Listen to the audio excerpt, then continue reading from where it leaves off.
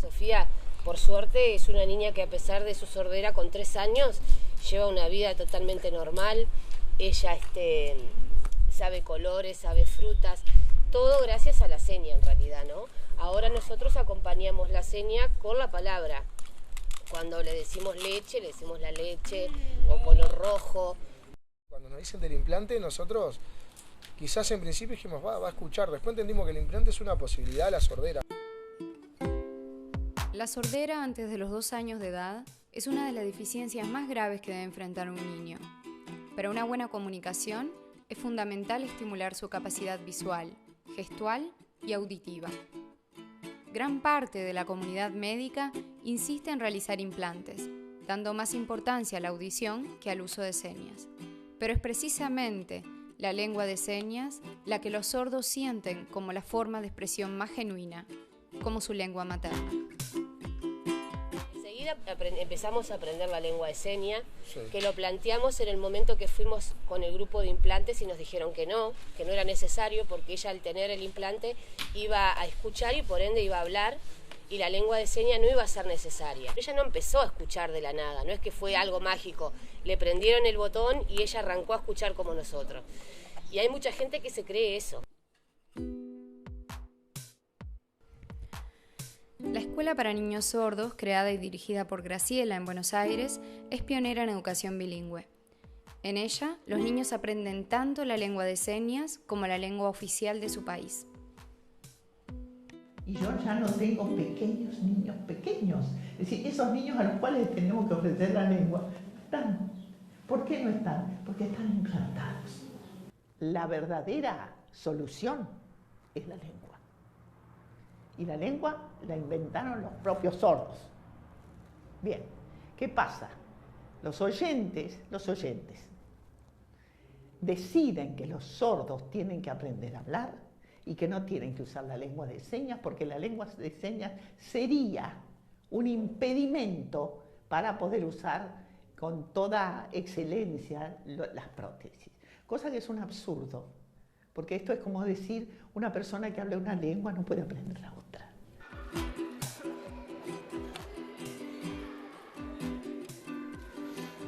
Lo que se hizo hoy fue el segundo encuentro de niñas y niños sordos.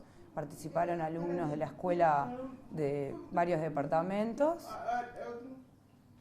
y lo hacemos porque nos parece que es muy importante que desde chicos se vinculen a la asociación, que sea una referencia, y es intercambiar entre adultos y niños es algo muy importante.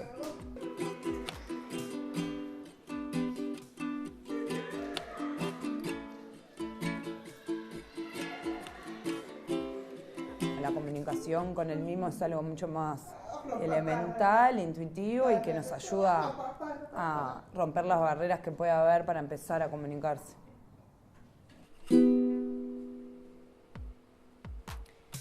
En 1880 se celebró en Milán el segundo Congreso Internacional de Maestros de Sordomudos, en el que se decidió eliminar el lenguaje de señas del sistema educativo.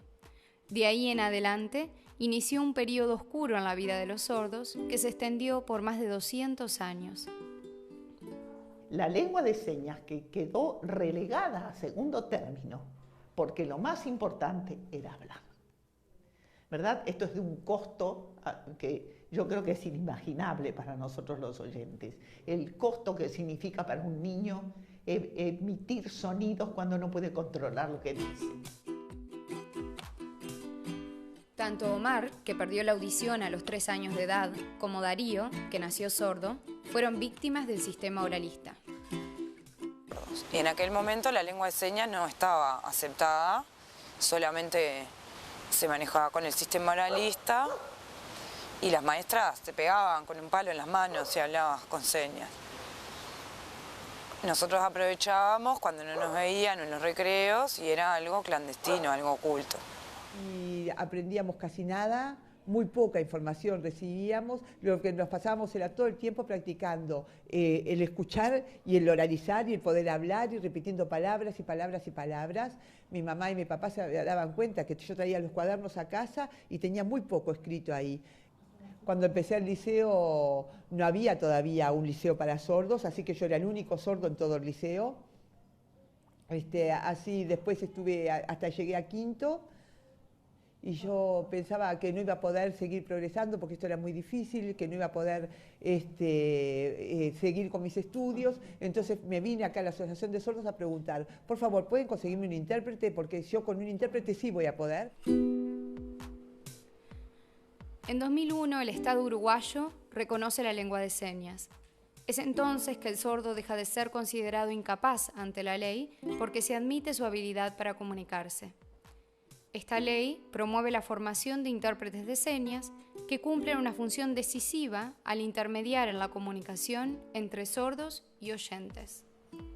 Mi experiencia actual, que es parecida a la de la mayoría de los intérpretes que trabajamos en el ámbito, es en un aula, es una de las oportunidades laborales y uno de los ámbitos que más se repiten en nuestro trabajo. En el caso particular del lugar donde yo estoy, los primeros años no tenía un intérprete, el colegio no contaba con intérprete, y ahora que está el intérprete también muchas veces ellos se van adecuando a que si recurren al intérprete la comunicación realmente es eficaz y todos los mensajes se pueden transmitir. La ley 17.378 reconoce la lengua de señas uruguaya como la lengua natural de las personas sordas, con el objetivo de asegurar la igualdad de oportunidades. Una cosa que nos dijeron en la escuela de sordos fue que tienen suerte que su hija haya nacido en esta época. Es una comunidad que del 2000 para acá ha ganado muchos derechos, ¿no? Como tal, que la lengua de señas sea, es la tercera lengua, o sea, hay 3 lenguas oficiales en el país, el español, el portuñol y la lengua de señas. En la discusión sobre la ley hubo 2 congresistas que discutían sobre, pero ¿cómo? Entonces hay una lengua de señas uruguaya. Y entonces decían, pero entonces la única lengua uruguaya en realidad es la lengua de señas.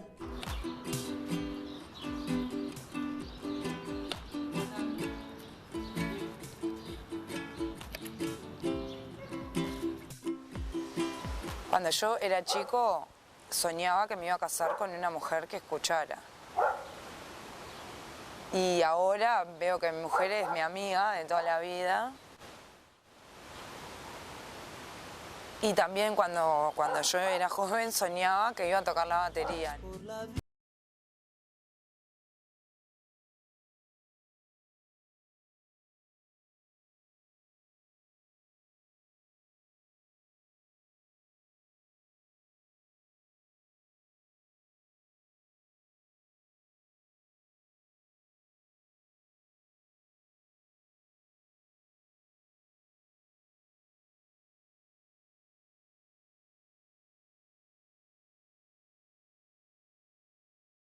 En mi vida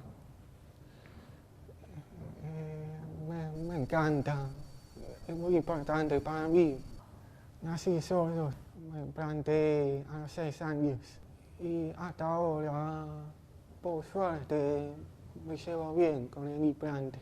Me sirve para escuchar y también para hablar, comunicar con oyentes, para que la persona sorda se sienta la música, necesita madera para sentir la vibración. Por eso tenemos 5 tablas y 2 parlantes que las ponemos abajo.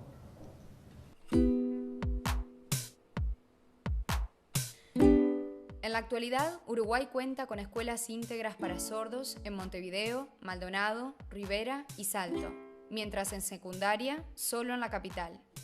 La Universidad de la República financia intérpretes en todas sus carreras. Montevideo también cuenta con el único centro médico para sordos.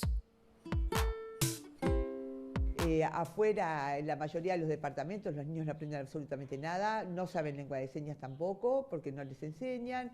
Los grupos de sordos son muy chiquititos, de muy pocas personas, hay pocos, 6, 7 niños de repente, y no hay contacto con otras personas y con otras para poder ampliar sus conocimientos y sus relaciones. Otra necesidad es la televisión, los informativos, la información. ¿Tá? Hay una televisión solamente, pero con un canal solo, ¿tá? Con lengua de señas y en 2 horarios. Necesitamos más horarios y si no, subtitulado, el closed caption. En 2015, por primera vez en la historia uruguaya, ingresa al Parlamento una diputada sorda. Camila nos cuenta sobre las dificultades de la comunicación en este espacio y relata algunas de las demandas de su comunidad. Falta mucho para hacer, y falta mucho para el tema de la comunidad sorda y para la discapacidad en general también. Mirá que eso es un grave problema. Por ejemplo, ahora yo, en el Sistema Nacional de Cuidados, vieron que quieren sacar parte del dinero para invertirlo en otra cosa. Entonces yo creo que ha sido una promesa que ha hecho el gobierno. Es un tema muy grave. Acá en el Palacio es difícil, la verdad, es complicado. ¿Por qué siempre nosotras, las personas con discapacidad, tenemos que adaptarnos a las distintas situaciones, contextos? ¿Por qué siempre somos nosotros en nuestra vida diaria que necesitamos adaptarnos al otro? ¿Por qué el otro no se adapta a la persona con discapacidad?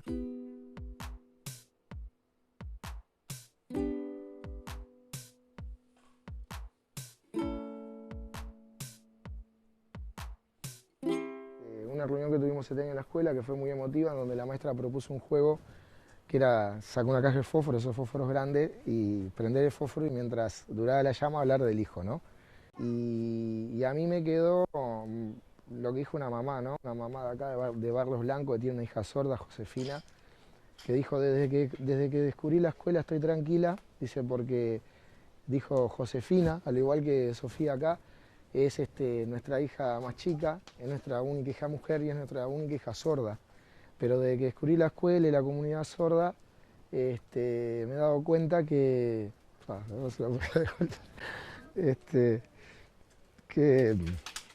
que Sofía va a tener la posibilidad de defenderse en la vida. A nosotros nos pone feliz la generosidad de la comunidad y lo que te enseña. Nos pone feliz que Sofía nos haya hecho descubrir este mundo. Es así. Cosa linda me trajo la vida, que no necesito más. No le importa si tengo plata o si no, y no deja de cantar.